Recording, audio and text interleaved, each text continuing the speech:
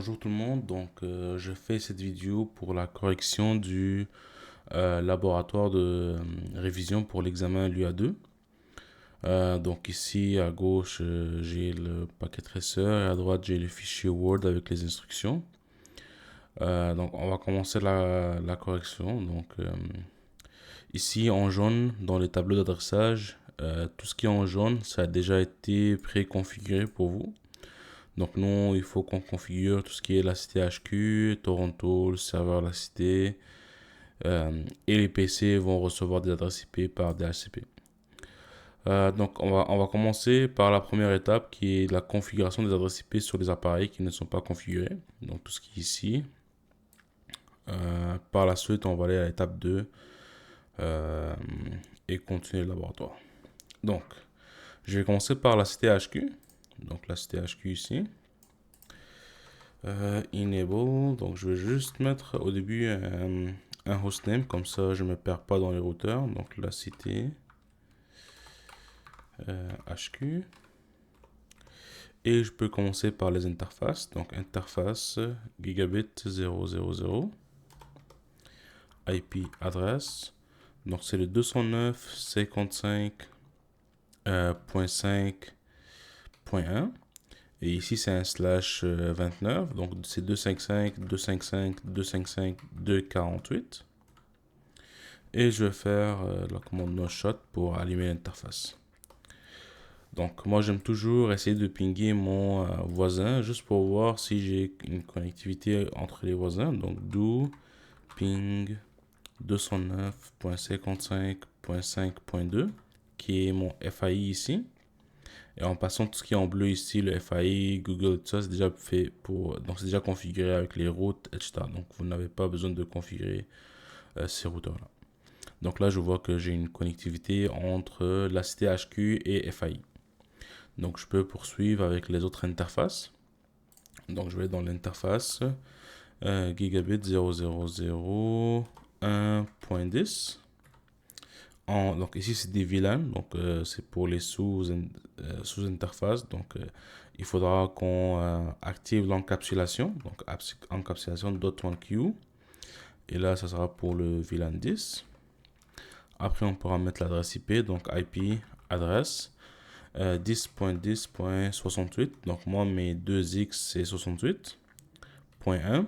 Et ici c'est un slash 24, donc c'est 255, 255, 255.0. Par la suite, je peux faire exit et aller à l'interface .20.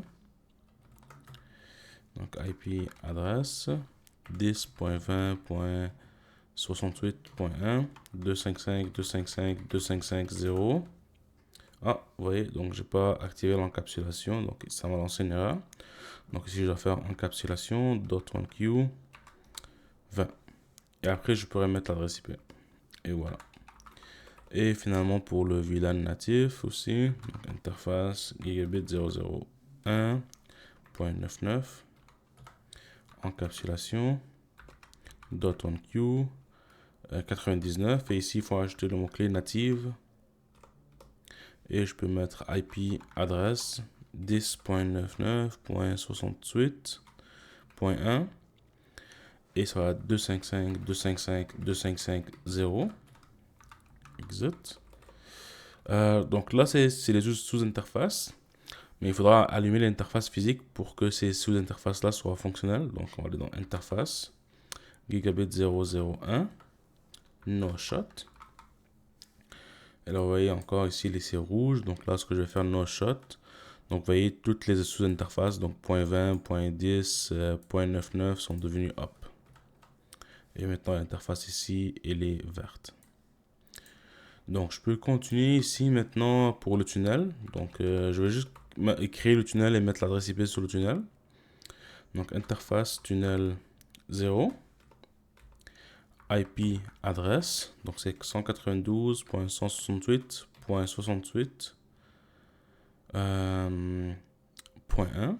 Donc, c'est 255, 255, 255, 252. J'ai pas obligé de mettre no shot ici. Donc ça c'est pour la configuration des adresses IP sur la cité HQ.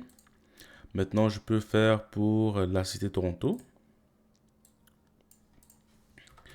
Donc encore une fois, je vais changer le hostname au début. Donc hostname, la cité Toronto. Et voilà. Et par la suite, je pourrais commencer avec les interfaces. Donc interface gigabit 000 IP adresse. Donc c'est 209.65.1 255.255.255.252 et je vais faire un no shot. Encore une fois, c'est important de pinguer votre voisin, donc juste pour voir s'ils ont une connectivité. Donc je vais essayer de pinguer le FAI, donc 209.60.5.2. Et voilà, donc j'ai une connectivité, donc je peux continuer avec les autres adressages. Maintenant, je peux aller dans interface gigabit 001. Adresse IP, donc IP adresse 172.16.68.1. Et ici, ça 255.255.255.0. Et je vais faire la commande no shot. Maintenant, il me reste seulement le tunnel 0. Donc, interface, tunnel exit, interface tunnel 0.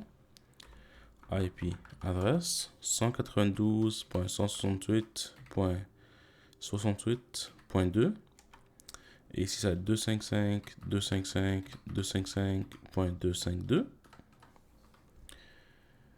Donc là maintenant j'ai fini avec les adressages ici pour les appareils réseau, donc tout ce qui est routeur c'est fait. Il me reste la configuration du adresse IP sur la cité HQ qui est le serveur. Donc je vais venir ici dans desktop, adresse IP, et ici ça va être le 10.20.68.100, ça va être 255.255.255.0 et mon default gateway ça va être 10.20.68.1. Et pour le DNS, je peux lui mettre son propre adresse IP. Donc, lorsqu'il va faire une demande DNS, je peux mettre 127.0.0.1, qui veut dire ton propre adresse loopback ici. Donc, ça va demander au serveur lui-même pour résoudre les requêtes DNS. Pour les deux PC, ça sera avec DHCP, donc je n'ai rien configuré ici. Par la suite, avant de continuer dans les autres étapes, je vais faire le VLAN sur la switch la cité HQ. Je vais faire l'attribution des interfaces et je vais mettre le trunk aussi. Donc sur la cité HQ ici. Donc enable, config. Donc c'est toujours important de changer le hostname. Donc hostname switch swhq. Et par la suite, je peux commencer la création des VLAN. Donc, j'ai VLAN 10. Le nom, ça va être client. Et après, j'ai VLAN 20. Le nom, ça va être production.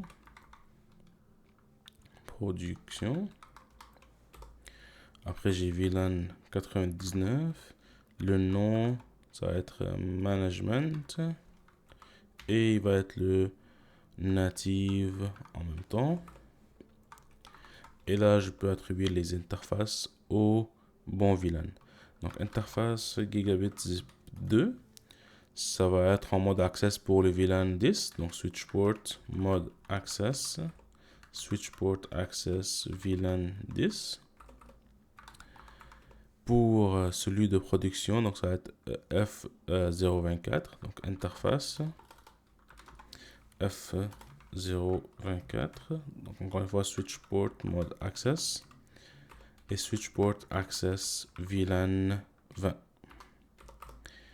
Et maintenant la dernière c'est le trunk, donc interface gigabit 01, switch port mode trunk et switch port trunk native VLAN 99.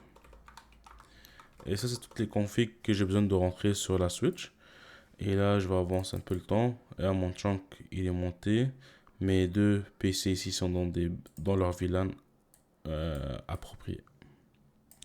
Donc là, je peux ici continuer. Avant de continuer, je vous ai mis ici quelques notions, donc quelques notes. Je dis que le serveur, la CTHQ, c'est un serveur web. En même temps, DHCP et DNS pour la zone, la CTHQ et la cité Toronto. Donc ce serveur-là ici, il va servir de DNS et DHCP pour la zone ici. Et il va même aussi avoir une page web qui va être accessible via lacité.ca. Donc ça c'est le serveur lacité HQ. Le serveur Google, donc, qui est ici dans la zone bleue. Donc lui, il va être web DNS pour la zone Google ici, donc pour la zone bleue. Et il est accessible via la page web google.ca. Donc ça c'est pour la note ici. Maintenant, on est rendu à l'étape 2. Donc à l'étape 2, je vous demande de configurer une route par défaut entièrement spécifiée sur la cité HQ et sur la cité Toronto qui pointe vers FAI.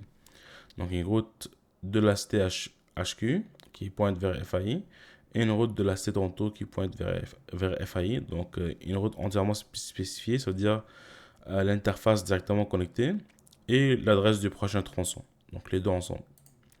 On va commencer par la cité HQ. Donc pour la route entièrement spécifiée, ça commence avec IP route 0000 0000. Donc c'est la route, c'est la syntaxe de la route par défaut. Par la suite, on va mettre l'adresse du prochain tronçon, donc c'est 209.55.5.2.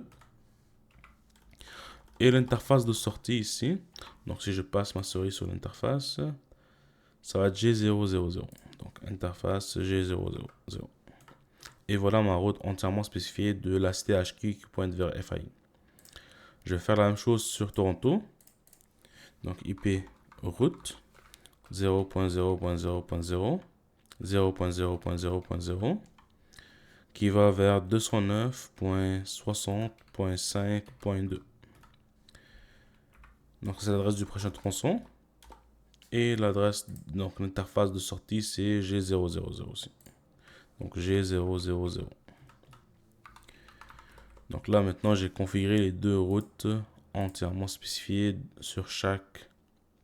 Donc sur chaque routeur j'ai configuré une route qui fait un total de deux routes. Maintenant on va configurer le tunnel Greux. Donc le tunnel Greux qui est entre la CTHQ et la CT Toronto. Donc j'ai déjà configuré les adresses IP, il me reste seulement la configuration de source et de la destination. Donc interface tunnel 0. On va mettre tunnel source. Donc la source de mon tunnel localement. Donc ça c'est la source, ça c'est l'interface locale du tunnel. Donc lui ça va être G000. Donc G000. La destination, c'est l'adresse IP du prochain tronçon ou l'adresse IP de mon routeur avec lequel je veux me connecter. Donc, c'est l'adresse IP de ce routeur-là ici, la C Toronto. Et ça va être sur l'interface G000. Donc, c'est l'adresse 209.65.1. Donc, 209.65.1. Tunnel destination, désolé. Et voilà. Après, je dois mettre tunnel mode greux IP.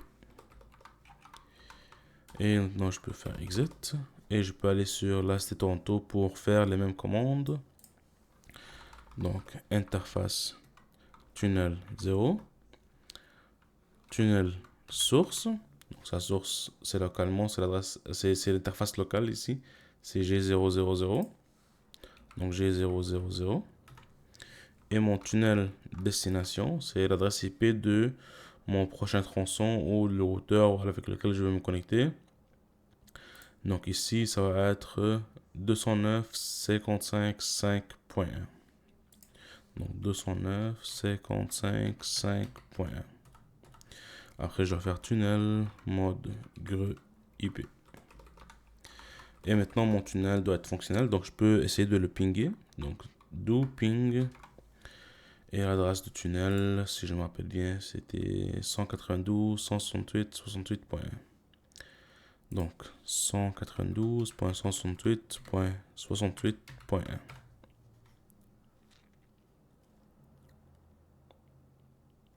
Et voilà, mon ping est passé. Donc, 3 sur 5. Je peux le recommencer, puis ça va être 5 sur 5 cette fois-ci.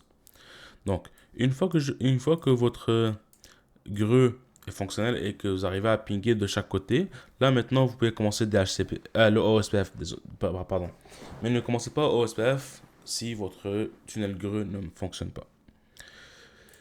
Donc maintenant pour OSPF, donc ici ça va être avec le processus XX, donc router OSPF 68, et je vais seulement annoncer les réseaux locaux, donc do show IP route connected. Donc ici je vais seulement annoncer les réseaux 10 et le réseau 192. Le 209 qui est Internet, je ne l'annonce pas. Donc c'est la route qui va vers FAI, je ne l'annonce pas. Donc network 10.10.68.0 0.0.0.255 area 0. Après j'ai network 10.20.68.0 0.0.0.255 area encore 0. Et j'ai network 10.99.68.0 0.0.0.255 area 0. Et finalement j'ai network 192.168.68.0 0.0.0.3 area 0. Parce que ici c'était un slash 30. Donc un slash 30 c'est 0003 comme wildcard mask. Après maintenant je peux mettre mes passive interface. Donc ici il faut faire attention parce que j'ai des sous-interfaces. Donc mon passive interface ça va être G001.10.20.99 et aussi je peux mettre elle qui va vers FAI, donc G000. Donc je peux mettre G000 comme ceci. Donc ça c'est pour la cité HQ. Maintenant je peux faire la même chose pour la cité Toronto. Donc je peux venir ici, router OSPF 68. Je peux faire do show IP route connected. Donc là ici j'ai deux réseaux qui sont que je dois annoncer. Donc j'ai deux réseaux locaux et ça c'est l'internet, je n'annonce pas. Donc ça va être network 172.16.68.0 0.0.0.255 area 0. Et aussi j'ai network 192.168.68.0. Après ça va être 0.0.0.3 area 0. Et là normalement j'attends quelques secondes puis je devrais avoir mon voisin OSPF qui va monter. Donc je peux avancer un peu le temps. Oh, ok, j'ai pas pu. Donc j'ai pas dû avancer le temps, mais ça avait monté directement. Donc là je peux faire passive interface sur l'interface G001. Donc G001 et passive interface sur l'interface G000. Comme ceci. Et là, je peux vérifier que je reçois toutes les routes OSPF. Donc, je peux faire do show IP route OSPF. Donc, je vois bien les trois réseaux qui sont de ce côté-là ici. Donc, le VLAN 10, 20 et 99. Et de l'autre côté, si je fais... Ici, je dois avoir seulement un seul réseau. Donc, do show IP route OSPF. Je vois seulement le réseau de Toronto qui est annoncé. C'est normal parce que j'ai seulement un seul réseau ici à annoncer. Donc là, mon OSPF est fonctionnel. Je peux maintenant, une fois que mon OSPF fonctionne, une fois que je m'assure que OSPF fonctionne, je peux maintenant aller faire la partie DHCP. Donc ici, pour la partie DHCP, je vous demande de configurer le serveur, la CTHQ comme serveur DHCP. Vous devez créer deux pools DHCP. Donc pour le VLAN 10 ou pour le réseau 10.10.xx.0, vous devez nommer ça VLAN 10, la pool. Et pour le réseau 172.16.xx0, vous devez nommer ça Toronto. Je vous demande d'exclure les 10 premières adresses, de configurer les passerelles par défaut appropriées, configurer le serveur DNS avec l'adresse 10.20.xx.100 Et la dernière, c'est de configurer les agents de relais sur les routeurs de la cité HQ et de la cité Toronto. Donc, on va commencer par la création des poules. Donc, je vais ouvrir le serveur la cité HQ. Encore une fois, je vais aller dans Service. Je vais aller dans DHCP par la suite. Et je vais m'assurer de mettre le DHCP à On avant de commencer. Donc là, je vais mettre à On. Par la suite, là ici, je vais commencer à remplir les informations et ajouter des poules. Donc pour la première, le nom ça va être VLAN 10. Donc pour le VLAN 10, si je regarde ici, donc le VLAN 10 est là. Donc son routeur, il est là ici. Son default gateway, si je regarde, il est sur l'interface G001.10. Donc ça va être 10.10.68.1. Donc ici, je vais mettre 10.10.68.1. Le serveur DNS, c'est le serveur 10.20xx.100. Donc dans mon cas, c'est 10.20.68.100. Et la première adresse utilisable, ça va être 10.10.68.10. Donc exclure cette première adresse. Vous pouvez mettre ici 11 si vous voulez vraiment exclure cette première adresse. Donc ça va commencer à 11. Le masque ça va être 255, 255, 255, ça c'est bon. Ici, vous ne touchez pas, vous n'avez pas besoin. Après, vous faites juste add et il va ajouter la poule pour vous. Maintenant, je vais faire la même chose pour le Toronto. Donc ici, je vais mettre Toronto maintenant. Maintenant, pour Toronto, c'est ce réseau-là. Donc sa passerelle par défaut, c'est ce routeur-là. Et si je regarde l'interface G001, c'est 172.16.68.1. Donc ici, ça va être 172.16.68.1. Pour le serveur DNS, c'est la même chose, donc je ne change pas. Et la première adresse, ça va être 172.16.18.11, ça c'est bon. C'est le bon masque de réseau. Donc je fais juste ajouter encore add. Et là, je vais avoir deux poules qui ont été ajoutées. Donc maintenant, je peux configurer mes agents de relais. Donc les agents de relais, c'est sur la cité Toronto et la cité HQ. Donc sur la cité HQ, ça va être l'interface. Donc le PC du VLAN 10 va envoyer ça dans l'interface G001.10. Donc l'agent de relais, je dois le configurer sur G001.10. Donc je vais faire interface G001.10 IP helper IP désolé, j'ai oublié cette IP adresse. Non, c'est IP helper. Ouais. IP helper adresse 10.20.68.100. Et je vais faire la même chose sur la cité Toronto. Donc là, ici, j'ai pas de VLAN, donc ça rentre seulement dans une seule interface qui est le G001. Donc interface G001 IP helper adresse, ça va être le 10.20.68.100. Et là, normalement, sur mes PC, je devrais être capable de recevoir des adresses DHCP. Donc là, je vais faire une requête DHCP. Oups, ok. Ok, donc là, la première fois, ça n'a pas marché. Je pense que les configs n'ont pas été prises, mais là, maintenant, la deuxième fois, ça a marché. Donc là, j'ai reçu l'adresse 10.10.68.11 et la bonne default gateway et le bon DNS. Je vais vérifier avec Toronto. Toronto aussi, je viens de recevoir une adresse DHCP. Donc, une fois que mon DHCP est fonctionnel, je peux maintenant passer au DNS. Donc, DNS, il faudra configurer deux entrées pour réseau de la cité.ca et google.ca. Donc, encore une fois, je vais dans le serveur, dans service et dans DNS. Et je dois mettre le DNS à on avant de commencer. Maintenant ici, pour le nom, donc je vais entrer lacité.ca. Donc ici, l'adresse IP du serveur lacité.ca. Donc je vais utiliser celle qui est privée et non elle qui est publique. Parce que les deux PC ici, lorsqu'ils veulent communiquer avec le serveur lacité.ca ou la cité HQ, ils vont utiliser l'adresse IP privée.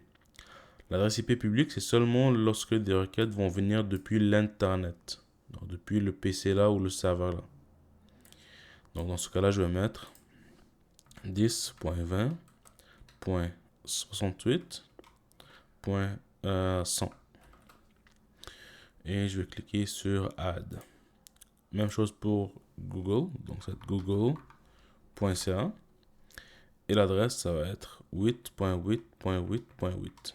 Et encore une fois, je vais cliquer sur Add. Donc là, mon DNS est configuré. Et je peux même aussi le tester à partir des PC. Donc, je peux venir ici. Je peux faire ns lookup. Et je peux taper, disons, lacité.ca. Donc, il me dit que lacité.ca, c'est sur 10.20.68.100. Et je peux dire google.ca. Et il me dit que google.ca, c'est sur 8.8.8.8. Donc, je vois que mon DNS est bien fonctionnel. Maintenant, je peux faire la partie SSH. Donc, SSH se fait sur le routeur La Cité Toronto. Donc, ici. Donc, je vous demande de configurer un username. Donc, username Cisco. Et un password class.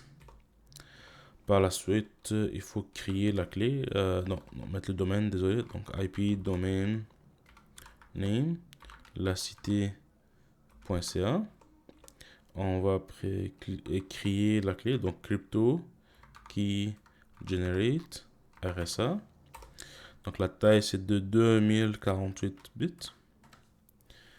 Par la suite, il faudra qu'on rentre dans les lignes. Dans les lignes virtuelles. Donc, line VTY 04. Transport input SSH. SSH. Login local. Par la suite, je peux tester mon SSH s'il est bien fonctionnel. Donc, je peux faire ici exit. Donc, ça SSH-L Cisco 172.16.68.1 et le mot de passe c'est classe. Et voilà, je suis connecté sur la Cité Toronto. Donc, je peux faire exit et sortir de là. Donc, je vois que mon SSH est bien fonctionnel. Maintenant, je peux aller à l'étape 8. Donc, l'étape 8, c'est de la configuration de NAT sur le routeur La Cité HQ et le routeur La Cité Toronto. Donc, ici, la première partie, ici, c'est pour La Cité HQ et la deuxième partie, c'est pour La Cité Toronto. Donc, ici, je dis que votre FAI, qui est votre fournisseur, vous a attribué l'espace d'adressage public 209.55.5.0 pour La Cité HQ. Et nous avons déjà utilisé certaines de ces adresses-là. Donc, on a déjà utilisé quelques adresses sur l'interface du routeur FAI et HQ.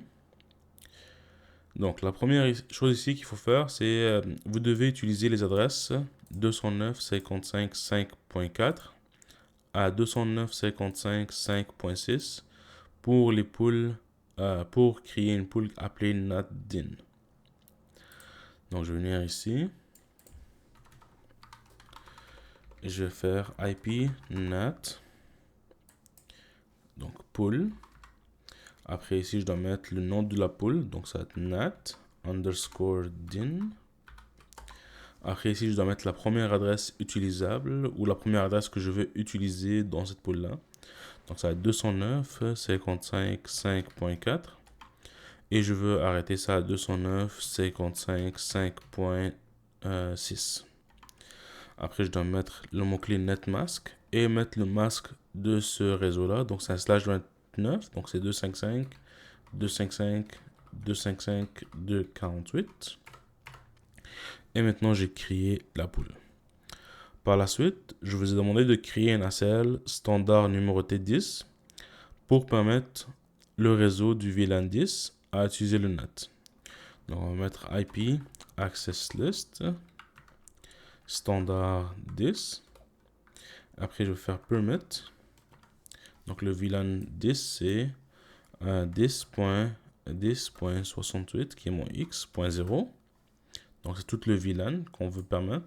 puis le masque ou le masque générique ou le wildcard mask ça va être 0.0.0.255. Après, je peux faire un deny any, mais le deny est toujours là.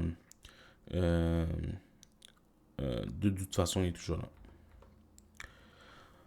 Par la suite, donc une fois que j'ai créé la cell numérotée, maintenant je dois configurer le NAT dynamique et activer l'option overload. Donc je vais faire IP NAT inside source list. Donc le numéro de ma liste d'accès c'est 10. Après je vais faire pull pour le nom de pull, puis c'est NAT-du-bas din. Après, je vais activer avec l'option Overload, comme ceci. Donc maintenant aussi, il faut créer le NAT statique pour le serveur la cité. Donc IP NAT inside source. Et là, à la place d'une sur une liste, ça va être statique. Et on commence toujours avec l'adresse IP privée. Donc ça va être 10.20.68.100. Et après, l'adresse IP publique, donc 209.55.5.3. Donc, une fois que notre statique est fait, maintenant, il reste seulement à appliquer les IPNet inside et outside sur les bonnes interfaces. Donc, ici, pour le outside, c'est toujours l'interface qui va vers Internet. Donc, ici, c'est G000. Donc, interface G000. IP NAT outside. Et pour le inside, c'est toujours les interfaces qui sont en interne. Donc ici, j'ai interface G001, mais j'ai des VLAN. Puis le seul VLAN qui participe, ou les deux seuls VLAN qui participent au NAT, c'est le point 10 et le point 20. Donc j'applique sur ça, j'applique IPNAT inside sur G001.10 et point 20. Donc G001.10 c'est IP NAT inside et G001.20 c'est IP NAT inside aussi, comme ceci. Et maintenant je peux dire que mon NAT du côté de la cité HQ est fonctionnel. Donc je vais faire le NAT de la cité Toronto, après on va tester le NAT et revenir au ACL.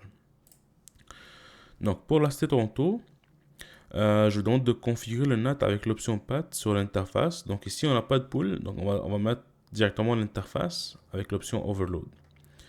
Donc la première étape, c'est de créer une access list numérotée 20. Donc je viens ici. IP access list standard 20. Et je dois permettre le réseau 172.16.68.0 0.0.0.255. Après, je peux faire un deny any. Donc, ça, c'est pour la création de l'access list. Maintenant, on va créer le NAT, donc configurer le NAT. Donc, IP NAT inside source. La liste, c'est la liste 20 que je viens de créer. Avec l'interface, donc là, je vais rentrer interface et non pool. Et là, mon interface, c'est G000. Donc, interface G000. Et je peux appliquer l'option Overload, comme ceci. Donc, une fois que j'ai appliqué ou j'ai configuré le NAT, il me reste seulement à appliquer IPNAT inside et outside sur les interfaces appropriées. Donc ici, en outside, toujours l'interface qui va vers Internet. Donc ici, c'est G000. Donc interface G000, IP NAT outside. Après, j'ai interface G001, qui est l'interface qui va ici, dans le LAN ici.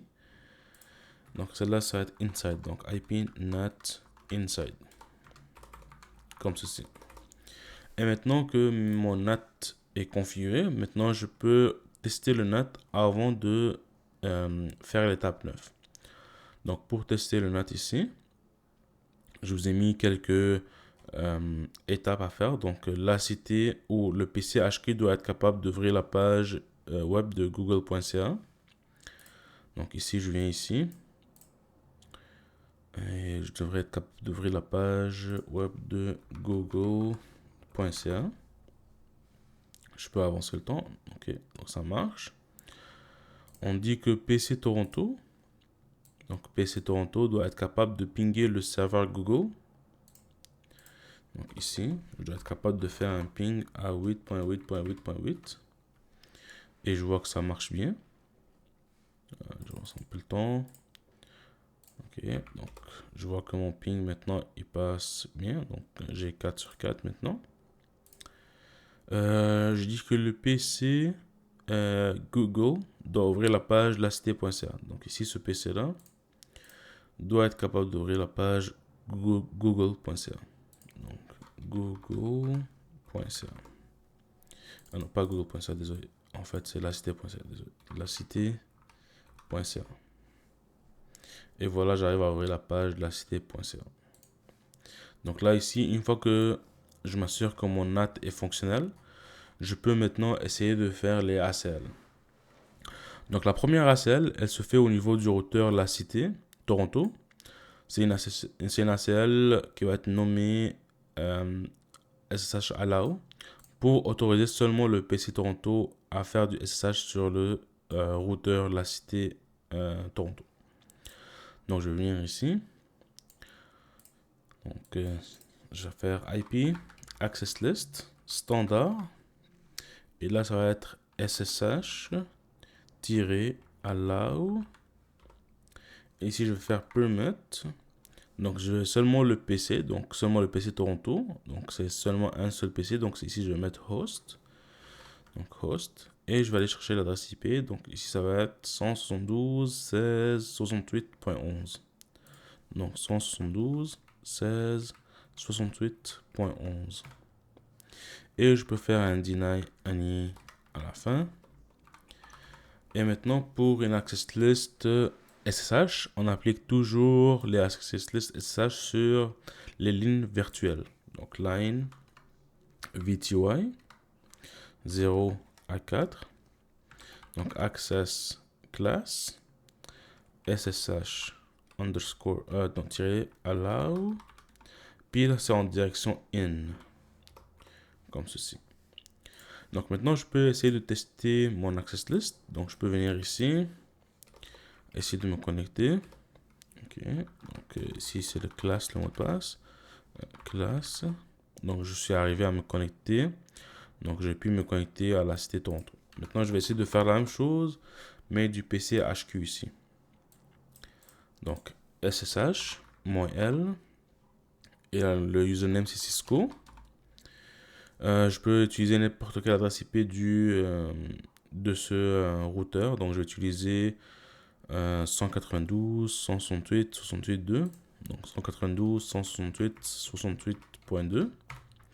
Et vous voyez ici, ça dit que la connexion a été refusée à partir du remote host. Donc le routeur a refusé la connexion parce que l'access list est la deny. Donc si je fais do show IP access list, je vois ici que j'ai des matchs au niveau du permit parce que le PC Toronto a pu se connecter. Et j'ai des matchs au niveau du deny parce que le PC HQ n'a pas le droit de se connecter au routeur la Cité Toronto.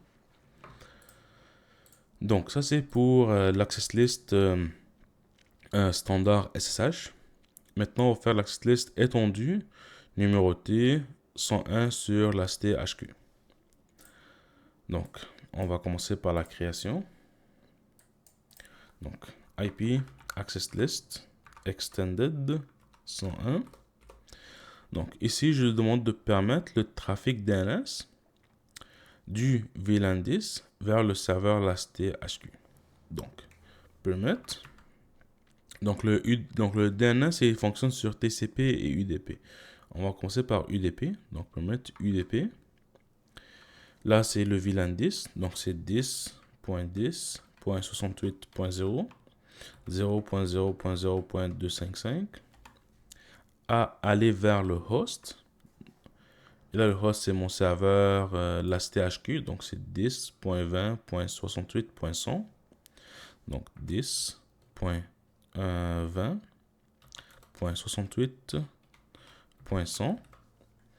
Et le service DNS, il fonctionne sur le port 53. Donc, je vais mettre EQ53. Donc, généralement, toujours, le port vient à côté du serveur parce que le host, il veut communiquer avec le serveur avec un service prédéfini ici. Donc, c'est pour ça qu'on va mettre le port à côté du serveur. Donc, je vais reprendre la même ligne, mais à la place du UDP, je vais mettre TCP. Et là, ça va être mon DNS. Donc, ça va être la première partie de la CL ici. Par la suite, celle du DHCP. Donc, elle est un peu difficile parce qu'il faudra voir en premier comment est-ce que le paquet ou comment est-ce que la requête DHCP va commencer à partir du PC. Donc, on s'entend que le PC, au début, lorsqu'il va s'allumer et lorsqu'il va demander une requête DHCP, il n'a pas d'adresse IP. Donc, on ne peut pas mettre la source, le VLAN 10, parce que on n'a pas encore reçu une adresse DHCP du serveur. Donc, le PC, lorsqu'il va s'allumer, il va faire une requête DHCP, donc il va faire une diffusion. Donc, il va faire une diffusion avec un MAC adresse de FFFFF. Donc, il va diffuser à tous les appareils qui sont connectés sur le réseau. Parce qu'il ne connaît pas son serveur DHCP, il ne connaît pas sa passerelle par défaut, donc il ne connaît rien encore. Donc, dans ce cas-là, la source ou le host, il va être n'importe qui. Donc, on peut mettre en premier, ça va être UDP. Puis ma source, ça va être 0000. Donc, ça va être host 0.0.0.0. Donc, ça peut être n'importe qui. Parce qu'on ne connaît pas, il n'y a pas d'adresse IP qui est déjà attribuée à ce PC-là. Et ça va se diriger vers un host qu'on ne connaît pas encore parce qu'il va faire une requête de diffusion. Donc, une diffusion avec adresse IP, c'est 255.255.255.255. Et on veut communiquer avec le port 67. Donc, le port 67, c'est ce que le client va utiliser pour faire une demande DHCP. Et le serveur, lui, il répond avec le port 68. Mais là, ici, c'est le client qui envoie la requête. Donc, on va utiliser le port 67. Donc, comme ça, je vais pouvoir avoir une adresse IP par DHCP. Donc, j'avoue que cela a été un peu difficile. Mais sur Internet, vous aurez pu trouver la réponse assez facilement en faisant une petite recherche Internet. Par la suite, je vous demande d'autoriser le trafic HTTPS, HTTP, FTP du VLAN 10 vers le serveur Google. Donc, permit. On va commencer par HTTPS. Donc, ça va être TCP encore. Et c'est toujours le VLAN 10.10.68.0, 0.0.0.255, qui va aller vers un host. Donc, l'Internet qui est, ou plutôt Google, qui est le 8.8.8.8. Avec le port 443. Désolé, avec le port 443. Je peux reprendre la même ligne pour le port 80, 20 pour le FTP et 21. Par la suite, je peux faire un deny IP any. Donc maintenant, l'access list est créée. Maintenant, je peux l'appliquer. Donc, pour l'application, je sais que c'est une access list étendue. Donc, une access list étendue, ça s'applique toujours plus proche de la source. Donc là, la source, c'est toujours le VLAN 10. Et la destination, ça peut être soit le serveur ici, soit l'Internet. Mais puisque l'access list étendue s'applique toujours plus proche de la source, donc plus proche de la source, ça veut dire l'interface ici, qui est sur le routeur. Et ça va être l'interface G001.10 en direction in. Donc le trafic va entrer dans l'interface et après il va être distribué. Donc c'est in. Donc interface G001.10 IP access group 101 et ça va être en direction in. Donc maintenant j'ai fini les access lists et je peux faire les étapes de test. Donc on a déjà testé le access list pour le SSH. Je peux continuer avec les autres. Donc si je dis que le PC, la cité HQ, doit être capable d'obtenir une adresse IP par DHCP après avoir appliqué les ACL. Donc je peux venir ici DHCP. Donc, je vais mettre ça en statique. Après, je vais faire une autre demande DHCP. Et voilà, j'ai reçu un autre adresse IP par DHCP. Et juste pour vous montrer que la ligne a marché, donc je vais faire do show IP access list. Et vous voyez ici, j'ai des matchs au niveau de la ligne qui dit host 000 avec une adresse de diffusion sur le port 67. Je peux maintenant continuer le reste. Donc, je dis que le PC HQ doit être capable d'ouvrir la page Google avec HTTP, HTTPS. Donc, je peux venir ici, ouvrir la page web. Donc, je peux mettre ici google.ca en HTTP. Et je peux mettre en HTTPS aussi. Et voilà, donc j'ai pu accéder avec HTTP et HTTPS. Donc je peux encore vérifier ici l'access list. Do show IP access list. Et je vois des matchs au niveau de HTTPS et HTTP. Et je vois même des matchs au niveau de DNS. Donc le nom google.ca a été bien résolu. Maintenant il me reste le FTP. Donc je peux venir ici encore une fois sur la CTHQ. Je peux faire FTP 8.8.8.8 si vous voulez. Ou vous pouvez aussi mettre le nom du serveur, donc la cité.ca ou google.ca, désolé. Puis là, le username c'est Cisco. Mot de passe c'est encore Cisco. Encore une fois, je peux venir ici, vérifier que j'ai des matchs. Vous voyez ici, j'ai des matchs au niveau de FTP. Donc comme ça, vous avez fini le laboratoire du révision. Donc j'espère que ça va vous aider à réviser pour l'examen qui sera la semaine prochaine. Et si vous avez des questions, vous pouvez toujours m'envoyer des messages sur Teams ou par courriel pour que je puisse vous dépanner. Merci et bonne soirée.